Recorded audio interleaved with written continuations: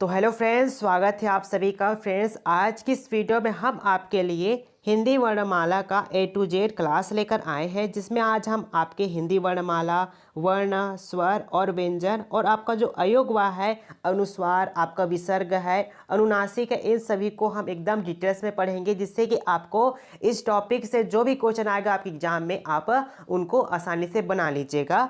इस टॉपिक से आपके एग्जाम में सर्वाधिक प्रश्न पूछे जाते हैं, तो आप वीडियो को अंत तक जरूर देखिएगा। तो चलिए अब इसी के साथ आप वीडियो को स्टार्ट करते हैं। आज का हमारा टॉपिक है वर्णमाला। ठीक है, वर्णमाला, वर्णों के व्यवस्थित क्रम को हम वर्णमाला कहते हैं। ठीक है जी। आपसे एग्जाम में पूछा गया कि वर्णों के व्यवस्थित क्रम को क्या कहते हैं, तो आपका जवाब हो जाएगा वर्णमाला कहते हैं। हिंदी में लेखन के अनुसार वर्ण 52 होते हैं। अगर आपसे पूछा जाता है कि हिंदी वर्णमाला में वर्ण जो है लेखन के अनुसार कितने होते हैं, तो आपका आंसर होगा 52। अगर आपसे पूछा जाता है कि उच्चारण के आधार पर वर्णमाला कितने होते हैं या फिर वर्ण कितने होते हैं, तो आपका आंसर हो जाएगा 44। ठीक है, लेकिन यहीं पर क्या किया जाता है, जो आपका 44 वर्ण है, 44 वर्ण में 2 उच्छिप्त व्यंजन को और 2 अयोगवाह को और मिला दिया जाता है, तो आपके वर्ण कितने टोटल हो जाते हैं, 48 हो जाते हैं। ठीक है, ये बात आप ध्यान रखिएगा। हिंदी वर्णमाला को उच्चारण एवं प्रयोग के आधार पर माला को 2 भेद में बांटा गया है। कौन कौन से हैं? एक आपका स्वर है, दूसरा आपका व्यंजन है। ठीक है, तो स्वरों की संख्या कितनी होती है? तो स्वरों की संख्या जो है 11 होती है और व्यंजनों की संख्या जो है आपका 33 होता है। ठीक है, अब बात करते हैं हम इनके टाइप की। वर्णमाला है आपका, एक आपका होता है स्वर और एक आपका होता है व्यंजन। अब देखिए, यहाँ पर वर्णमाला के भी भेद हुए। अब यहाँ पर इनके भी भेद है, स्वर के भी 3 भेद है और व्यंजन के भी 3 भेद है। कौन कौन से है? एक आपका ह्रस्व स्वर है, दूसरा आपका दीर्घ स्वर और तीसरा आपका प्लुत स्वर है। व्यंजन की अगर हम बात करते हैं तो एक आपका स्पर्श व्यंजन, दूसरा आपका अंतस्थ व्यंजन और तीसरा है आपका ऊष्म व्यंजन। ठीक है, इन सभी को हम एकदम डिटेल्स में पढ़ेंगे, ताकि आपके एग्जाम में कभी भी इनसे रिलेटेड क्वेश्चन आए तो आप कभी भी इनके क्वेश्चन को गलत ना करें। तो सबसे पहले देखिए, वर्ण क्या होता है। भाषा की सबसे छोटी इकाई क्या होती है? भाई, ध्वनि होती है। अगर आपसे एग्जाम पूछा गया कि भाषा की सबसे छोटी इकाई क्या होती है, बताइए, तो आपका जवाब हो जाएगा ध्वनि। ध्वनि को लिखित रूप में वर्ण के द्वारा व्यक्त किया जाता है। ठीक है, आपसे पूछा गया कि उच्चारण की दृष्टि से भाषा की लघुत्तम इकाई कौन है, तो आपका आंसर हो जाएगा ध्वनि। लेकिन लेखन की दृष्टि से भाषा की लघुत्तम इकाई पूछा गया तो आपका जवाब हो जाएगा वर्ण। ठीक है, चलिए अब बात करते हैं स्वर वर्ण की। जिस वर्ण के उच्चारण में हमें किसी अन्य वर्ण की सहायता नहीं लेनी पड़ती है, उसे हम स्वर वर्ण कहते हैं, अर्थात इनका उच्चारण स्वतंत्र रूप से होता है। अब देखिए, स्वर्ण वर्ण किसे कहेंगे? जिन वर्णों के उच्चारण में हमें किन्हीं अन्य वर्ण की सहायता नहीं लेनी पड़ती है, ये वर्ण क्या होते हैं? स्वतंत्र होते हैं, वे आपके स्वर वर्ण कहलाते हैं। देखिए, स्वर वर्णों की संख्या कितनी है? 11 है। जैसे कि आ, ई, उ, री, ए, ओ और औ। ठीक है, इनका उच्चारण करने में हमें किन्हीं अन्य वर्ण की सहायता नहीं लेनी पड़ती है। ठीक है, इनकी संख्या कितनी होती? 11 होती है। चलिए बात करते हैं हम स्वर की। ठीक है, स्वर 3 प्रकार के होते हैं। एक आपका ह्रस्व स्वर होता है, दूसरा आपका दीर्घ स्वर, तीसरा आपका प्लुत स्वर होता है। लेकिन लघु स्वर किसे कहते हैं? तो ह्रस्व स्वर को ही हम लघु स्वर कहते हैं। चलिए इनके एक एक करके इनको डिस्कस करते हैं। पहला है आपका ह्रस्व स्वर किसे कहते हैं? ऐसे स्वर होते हैं जिनको बोलने में बहुत ही कम समय लगता है, उनको हम ह्रस्व स्वर कहते हैं। लेकिन आप ध्यान रखिएगा, इन्हीं को क्या कहा जाता है? लघु स्वर भी कहा जाता है। अब इनकी संख्या कितनी होती है? तो ध्यान दीजिएगा, इनकी संख्या जो है 4 होती है। अब देखिए, ह्रस्व स्वर कौन कौन से हैं? आपका आ, ई, छोटा ऊ और री, ये जो है आपके ह्रस्व स्वर है। यानी कि अ के बाद आ को छोड़कर ई के बाद बड़ी ई को छोड़कर ऊ और ऊ के बाद बड़ा ऊ को छोड़कर आपका री, ये हो जाएंगे आपके ह्रस्व स्वर। ठीक है, बात करते हैं दीर्घ स्वर किसे कहते हैं? जिन स्वरों को बोलने में अधिक समय लगता है, या फिर कह सकते हैं ह्रस्व स्वर से 2 गुना समय लगता है, उसे हम दीर्घ स्वर कहते हैं। इनकी संख्या 7 होती है। तो देखिए कौन कौन से है, ये सबसे पहले देख लीजिए। तो आपका आ, ई, ऊ और री, ये तो हो जाएंगे आपके ह्रस्व स्वर। अब हमें देखना ये है कि दीर्घ स्वर कौन कौन से हैं। आपका बड़ा आ, बड़ी ई, बड़ा ओ, ए, ऐ, ओ और औ। देखिए ये हो जाएंगे आपके दीर्घ स्वर। इनकी संख्या 7 है, गिन लीजिए 1 2 3 4 5 6 और 7। ठीक है, 7 ये है। 4 किनकी संख्या? 4 जो है आपके ह्रस्व स्वर की संख्या, यानी कि लघु स्वर की संख्या कितनी है? लघु स्वर की संख्या 4 है और आपका दीर्घ स्वरों की संख्या जो है आपका 7 है। ठीक है, टोटल मिलाकर कितने हो जाते हैं? टोटल मिलाकर 11 हो जाते हैं। अब बात करते हैं प्लुत स्वर। आखिर प्लुत स्वर किसे कहते हैं? जिन स्वरों को बोलने में ह्रस्व स्वर यानी कि लघु स्वर से 3 गुना का समय लगता है, यानी कि 3x का समय लगता है, वे आपका प्लुत स्वर कहलाता है। इसका प्रयोग हम अक्सर पुकारते समय करते हैं। मतलब जो आपका प्लुत स्वर है, प्लुत स्वर का प्रयोग जो है हम पुकारते समय करते हैं। जैसे कि सुनो, किसी को हम चिल्लाते हैं, उनको पुकारते हैं, सुनो, राम, ओम। ठीक है, ये सभी जो है आपका प्लुत स्वर है। इनका प्लुत स्वर का चिन्ह क्या होता है? प्लुत स्वर का चिन्ह ऐसा होता है। ठीक है, तो ये हो जाएंगे आपके प्लुत स्वर। ठीक है, इनको बोलने में 3x का समय लगता है, यानी कि 3 गुना समय लगता है, वे आपके प्लुत स्वर कहलाते हैं। अब ये तो हो गए आपके स्वर। अब बात करेंगे हम व्यंजन की, यानी कि कॉन्सोनेंट की। व्यंजन किसे कहते हैं? सबसे पहले इनकी परिभाषा देख लेते हैं। जिन वर्णों के उच्चारण के लिए स्वरों की सहायता ली जाती है उन्हें हम व्यंजन कहते हैं। स्वर जो थे वो क्या थे? मतलब बिना किसी की सहायता से बोले जाते थे, लेकिन व्यंजन को बोलने के लिए हमें स्वरों की सहायता लेनी पड़ती है, वे आपके व्यंजन कहलाते हैं। ठीक है, व्यंजन की संख्या कितनी होती है भाई? व्यंजन की संख्या 33 होती है। ठीक है, अब बात करते हैं इनके भेद। व्यंजन के 3 प्रकार होते हैं। एक आपका स्पर्श व्यंजन है, दूसरा आपका अंतस्थ व्यंजन है, तीसरा आपका ऊष्म व्यंजन है। सभी को हम एक एक करके डिस्कस करेंगे। अगर आपको स्पर्श व्यंजन अच्छे से समझ आ गया तो आप बाकी जो आपके सघोष हो गए, अघोष हो गए, महाप्राण, अल्पप्राण, ये सभी जो है बहुत अच्छे से समझ आ जाएंगे। तो इसको बस अच्छे से पढ़िएगा। तो देखिए पहला है आपका स्पर्श व्यंजन। आखिर स्पर्श व्यंजन किसे कहते हैं?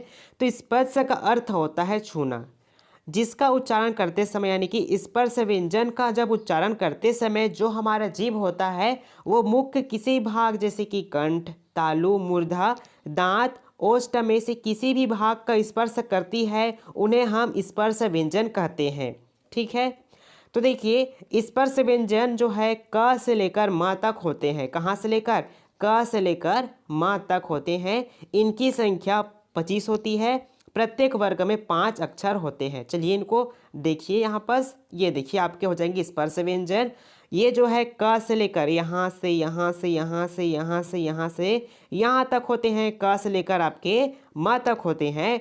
प्रत्येक पंक्ति में कितने अक्षर होते हैं? 5 अक्षर होते हैं। यहाँ पर भी 1 2 3 4 और 5। ठीक है, नीचे भी 5 होंगे, 1 2 3 4 और 5, 5 पंचे 25। मतलब स्पर्श व्यंजन की संख्या कितनी है? 25 है। ठीक है, चलिए अब एक एक करके इनके बारे में बात करते हैं। तो देखिए क वर्ग। क वर्ग जो है आपके कर्ण से उच्चारित होते हैं। क में कौन कौन थे? क, ख, ग, घ और ड़। ये जो है आपके कर्ण से उच्चारित होते हैं। च वर्ग की बात करते हैं। च, छ, ज, झ और इया। ये जो आपके तालु से उच्चारित होते हैं। कहने का मतलब है आप अगर आपको बोलना हो छाता, तो छाता को बिना इस मतलब आपको बोलना है छाता। ठीक है, तो आपका जीभ जो है तालु के स्पर्श किए बिना छाता नहीं बोल सकता। उसी प्रकार से आपको बोलना है झंडा, तो झंडा बोलने भी आपके तालु का इस्तेमाल होगा। ठीक है, अगर आपको चाचा बोलना है तो चाचा में भी तालु को स्पर्श करेगा हमारा जीभ। ठीक है, ये हो जाएंगे आपके च वर्ग। अब देखिए ट वर्ग क्या होते हैं? ट, ठ, ड, ढ और ड़। ट वर्ग का उच्चारण स्थान जो है आपका मूर्धा है। ठीक है, अब बात करते हैं त वर्ग की। त वर्ग कौन कौन है? त वर्ग में त, थ, द, ध और न है। ठीक है, ये जो है कहाँ से उच्चारित होते हैं? आपके दंत से उच्चारित होते हैं, यानी कि हमारा जो जीभ है वो दांत को स्पर्श करता है इन शब्दों को बोलने में। जैसे कि अगर हमें बोलना है ताजमहल, ताजमहल बोलने पर हमारा जो जीभ है वो दांत को स्पर्श करेगा। थर्मस बोलने पर भी, दवाज बोलने पर भी, धनुष बोलने पर भी हमारा जीभ जो है दांत को स्पर्श करेगा। ठीक है, अब बात करते हैं हम प वर्ग की। प वर्ग में आपके प, फ, ब, भ और म, ये जो है इनका उच्चारण स्थान कहाँ से है? इनका उच्चारण स्थान आपके ओष्ठ से है। तो आप देखिए, आप बिना ओष्ठ के, ठीक है, पापा नहीं बोल सकते, ठीक है। अगर आपको बोलना है फल, तो आप बिना ओष्ठ के फल नहीं बोल पाएंगे। बोल पाएंगे क्या? नहीं बोल पाएंगे। अगर आपको बोलना है भालू, तो भालू बोलने के लिए भी आपको ओष्ठ का ही प्रयोग करना पड़ेगा। तो प वर्ग का उच्चारण स्थान कहाँ पर है? ओष्ठ में है, ठीक है। देख लीजिए एक बार और। क वर्ग का जो उच्चारण स्थान है वो आपका कंठ है। च वर्ग का उच्चारण स्थान आपका तालु है, ठीक है। ट वर्ग का उच्चारण स्थान आपका मूर्धा है। त वर्ग का उच्चारण स्थान आपका दंत है। और प वर्ग का जो उच्चारण स्थान है वो आपका ओष्ठ है, ठीक है। ये तो है आपके स्पर्श व्यंजन, जिनकी संख्या कितनी होती है? इनकी संख्या जो है 25 होती है, ठीक है। चलिए अब बात करते हैं हम अंतस्थ व्यंजन कौन कौन है। अंतस्थ व्यंजन को जो उच्चारण स्थान होता है वो आपका कंठ होता है। लेकिन जो हमारा, जब हम अंतस्थ व्यंजन की मतलब उच्चारण करते हैं, तो जो हमारा जीभ होता है वो मुख के विभिन्न भागों को पूरी तरह से स्पर्श नहीं करता है, पूरी तरह से छूता नहीं है, यानी कि आधा ही स्पर्श करता है। वे आपके अंतस्थ व्यंजन होते हैं। तो अंतस्थ व्यंजन की जो संख्या होती है वो कितनी होती है? वो 4 होती है। कौन कौन से है? आपका या, र, ल और व, ये जो है आपके अंतस्थ व्यंजन है, ठीक है। इनकी संख्या 4 होती है। अब बात करते हैं हम ऊष्म व्यंजन किसे कहते हैं। जिन व्यंजनों का उच्चारण करते समय जो वायु रहता है वो हमारे मुख के विभिन्न भागों से टकराती है, जिससे जो हमारा सांस रहता है वो गर्म हो जाता है, जिस वजह से इन व्यंजनों को हम ऊष्म व्यंजन कहते हैं। ऊष्म व्यंजन की संख्या कितनी होती? 4 होती। कौन कौन से है? आपका स है, आपका स है, आपका स और आपका ह। ये जो चारों है कौन है? आपके ऊष्म व्यंजन है, ठीक है। ध्यान रखिएगा, अंतस्थ व्यंजन की भी संख्या कितनी होती है? 4 होती है। और ऊष्म व्यंजन की भी संख्या कितनी होती है? तो 4 होती है, ठीक है। आप ध्यान रखिएगा। और आपका स्पर्श व्यंजन की संख्या कितनी होती है भाई? 25 होती है, ठीक है। चलिए अब देखते हैं संयुक्त व्यंजन किसे कहते हैं। तो देखिए, दो अलग अलग व्यंजनों के योग से बनने वाले व्यंजनों को हम संयुक्त व्यंजन कहते हैं। तो यहाँ पर देखिए, क और स जो दोनों जो है अलग अलग व्यंजन है, इनके योग से क्या बन रहा है? आपका संयुक्त व्यंजन अक्ष बन रहा है। अलग अलग व्यंजन आपका त और र दोनों हैं। इन दोनों को जब योग होता है तो त्र बनता है, संयुक्त व्यंजन त्र। ज और इया का मेल होने पर संयुक्त व्यंजन ज्ञ बनता है। स और र का मेल होने पर संयुक्त व्यंजन स्र बनता है, ठीक है। तो देखिए, संयुक्त व्यंजन की संख्या कितनी होती है? तो भाई संयुक्त व्यंजन की भी संख्या 4 होती है। कौन कौन से है? आपका अक्ष, त्र, ज्ञ और स्र, ठीक है। चलिए अब हम बात करते हैं उच्छिप्त व्यंजन किसे कहते हैं। जिन व्यंजनों के उच्चारण से जो हमारा जीभ होता है वो ऊपर की ओर उठकर मूर्धा को स्पर्श करके तुरंत नीचे आ जाती है, तो ऐसे व्यंजन को हम उच्छिप्त व्यंजन कहते हैं। तो ध्यान रखिएगा, उच्छिप्त व्यंजन की संख्या कितनी होती है? 2 होती है। एक आपका ड होता है और एक आपका ढ होता है। उच्छिप्त व्यंजन में कौन कौन आते हैं? ड और ढ आते हैं। अब बात करते हैं द्वित्व व्यंजन किसे कहते हैं। जब किसी शब्द में दो समान व्यंजन जो है एक साथ आ जाते हैं, तो ऐसी स्थिति में वह व्यंजन जो है द्वित्व व्यंजन कहलाता है। जैसे कि आपका दिल्ली, दिल्ली में जो है ला जो है 2 बार आ गया है, सच्चा में चा जो है 2 बार आ गया, और पक्का में का जो है 2 बार आ गया है। जब दो समान व्यंजन आते हैं तो वो क्या कहलाते हैं? आपके द्वित्व व्यंजन कहलाते हैं। तो दिल्ली भी द्वित्व व्यंजन में है, सच्चा में द्वित्व व्यंजन है, और पक्का भी आपका द्वित्व व्यंजन है, ठीक है। अब चलिए देख लेते हैं आपके अयोगवा के भेद, ठीक है। तो पहला देख लीजिए, उसमें है आपका अनुस्वार। अनुस्वार यानी कि अम की मात्रा, ठीक है। ये हो जाएगा आपका अनुस्वार। अनुस्वार का चिन्ह केवल बिंदु होता है। ध्यान दीजिएगा, इनका चिन्ह केवल क्या होता है भाई? बिंदु होता है। जैसे कि हंस लिखने पर हंस, अंश, कंस, ये सभी जो है आपके अनुस्वार के उदाहरण हैं, ठीक है। अब ध्यान दीजिएगा, जो अनुस्वार है, अनुस्वार का जो उच्चारण स्थान होता है वो क्या होता है? नाक से होता है, ठीक है। आप बोल के देखिए, हंस, अंश, कंस, ठीक है। तो इनका उच्चारण स्थान कहाँ है? आपका नाक है। चलिए बात करते हैं अब हम विसर्ग। विसर्ग यानी कि आहा, ये हो जाएगा आपका विसर्ग। विसर्ग का चिन्ह होता है, विसर्ग का चिन्ह कौन होता है? आपका ये होता है, आहा की मात्रा होता है, ठीक है। प्रातः, नमः, स्वतः, दुख, ये सभी क्या हो जाएंगे, ये आपके विसर्ग हो जाएंगे। ठीक है। अब बात करते हैं अनुनासिक। अनुनासिक का जो चिन्ह होता है वो क्या होता है, आपका चंद्र बिंदु होता है। जैसे कि गांव, दांत, सांप आदि इत्यादि लिखने में हम अनुनासिक का प्रयोग करते हैं। अनुनासिक चिन्ह का मतलब है आपका चंद्र बिंदु। ठीक है, ये हो जाएंगे आपके अनुनासिक। अगर हम अनुस्वार की बात करते हैं, अनुस्वार में होता है केवल बिंदु, विसर्ग में होता है आपका आहा की मात्रा, और आपका अनुनासिक में होता है चंद्र बिंदु। चलिए अब हम इनका टेस्ट लेते हैं। तो उनमें से आपका पहला क्वेश्चन है, वर्ण किसे कहते हैं? तो वर्ण ध्वनि को कहा जाता है। भाषा की लघुत्तम इकाई क्या है? तो देखिए, भाषा की लघुत्तम इकाई वर्ण होती है। हिंदी वर्णमाला में अयोगवाह वर्ण कौन है? तो देखिए, अयोगवाह वर्ण जो है आपका अम और आहा है। क्वेश्चन नंबर चौथा, च वर्ग का उच्चारण मुंह के किस भाग से होता है? तो आंसर हो जाएगा आपका ऑप्शन नंबर सी, तालु। निम्न में से दीर्घ स्वर कौन सा है? तो दीर्घ स्वर आपका है आ। वर्णमाला में संयुक्त स्वर कौन से होते हैं? तो होते हैं आपके ए और अ जो है संयुक्त स्वर होते हैं। स स ह कौन से व्यंजन कहलाते हैं? तो ये आपके संघर्षी, इसे हम ऊष्म व्यंजन भी कहते हैं। क्वेश्चन नंबर 8, निम्न में से कंठ ध्वनियाँ कौन कौन सी है? तो क और ख जो है आपकी कंठ ध्वनियाँ हैं।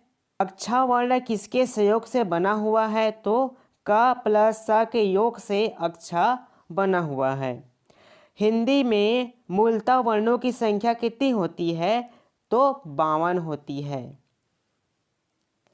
वर्णमाला किसे कहते हैं? वर्णों के व्यवस्थित समूह को हम वर्णमाला कहते हैं।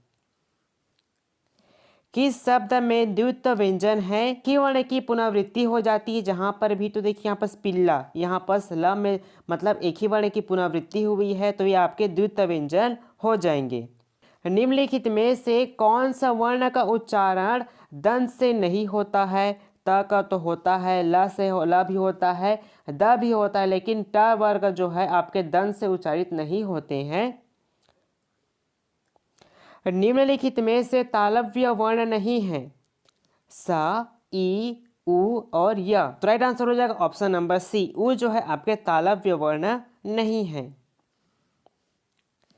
ज्ञ को वर्णमाला में माना जाता है संयुक्त व्यंजन, द्विगुण व्यंजन, स्वर या फिर व्यंजन। तो ज्ञ को वर्णमाला माना जाता है संयुक्त व्यंजन। ठीक है, आप कमेंट करके हमें ज़रूर बताइए आपको आज का वीडियो कैसा लगा। अगर आपको अच्छा लगा होगा तो वीडियो को लाइक ज़रूर कीजिएगा। अगले वीडियो हम इनका नेक्स्ट टॉपिक लेकर आएंगे और साथ ही साथ आपका टेस्ट भी लेंगे। तो आप हमारे चैनल को सब्सक्राइब कर लीजिएगा। धन्यवाद। जय हिंद।